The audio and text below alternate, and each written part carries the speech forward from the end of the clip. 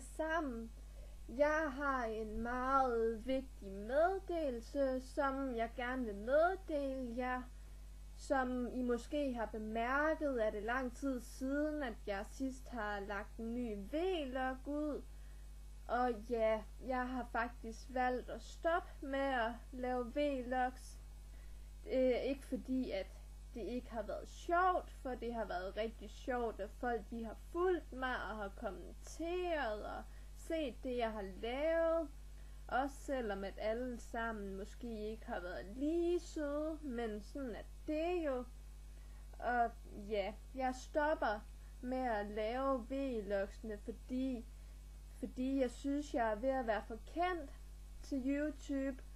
Jeg er flere gange blevet genkendt i byen, og det har været sjovt at møde mine fans. Selvfølgelig er det også lidt hårdt at sådan være blevet kendt, men jeg kan godt lide det, og det tænker jeg er min fremtid. Så derfor, som at man siger, skal man stoppe, mens lejen er god, og det er den jo nu. Men det bliver nok måske ikke sidste gang I ser mig, fordi at jeg kunne da godt forestille mig sådan at være med i noget reality-tv. For eksempel så kunne jeg godt se mig selv i Paradise Hotel, fordi at jeg synes faktisk, at jeg har en rigtig pæn krop, og ja, måske også i det der Fristet.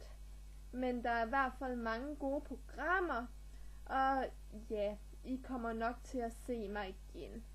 Så I må have det rigtig godt, og vi ses.